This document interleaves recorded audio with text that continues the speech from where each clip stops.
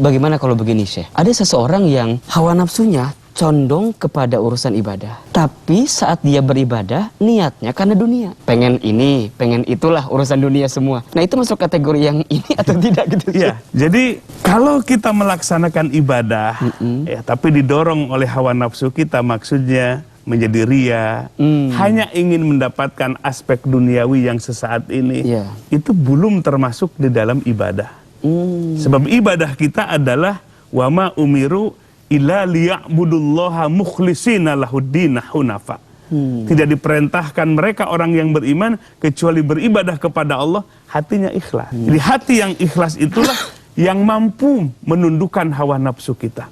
Hati yang bening, hati yang bersih, sehingga harapan kepada Allah dan hari akhirat itu menjadi tumbuh di dalam jiwanya. Tumbuh di dalam jiwanya bahwa akhirat adalah tempat yang abadi. Sebab kehidupan dunia ini hanya sepenggal perjalanan kita. Nabi mengumpamakan perjalanan hidup di dunia ini ibarat orang sedang bepergian mengarungi hutan belantara atau padang pasir yang luas. Kemudian di tengah-tengah perjalanan ada pohon yang rindang. Si musafir tersebut berhenti sejenak, lalu dia harus pergi melakukan perjalanan berikutnya. Menunggu di bawah pohon yang teduh, itulah gambaran sekejapnya kehidupan dunia.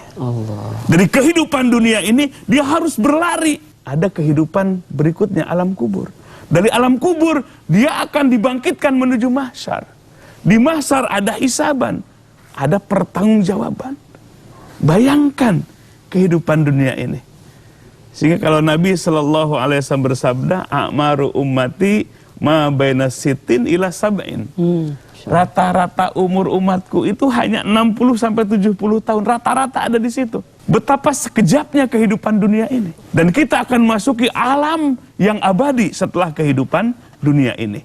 Nah, maka oleh sebab itu nafsu kita ini tadi pintu rohah. Rohah ini kemudian. Pintu rohah, pingin bersenang-senang, pingin istirahat, pingin nyaman-nyaman, itu harus ditutup. Bangkitkan yang disebut dengan babul juhdi, pintu kesungguhan, pintu untuk benar-benar kita panting tulang, peras keringat. Mumpung Allah masih berikan kesempatan kita hidup di dunia. Kalau kita sudah tubuh kita terkujur menjadi jenazah, kita tidak bisa sholat lagi, disolatkan. Lisan kita tidak bisa berzikir lagi. Tangan kita tidak bisa membantu lagi orang lain. Jadi benar-benar kehidupan dunia ini singkat.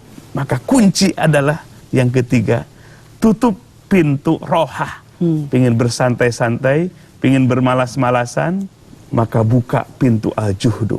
Kita harus membangun sifat yang siap, yang tangguh, yang bekerja, yang mampu berkorban untuk meraih kebahagiaan dunia dan kebahagiaan akhirat yang abadi.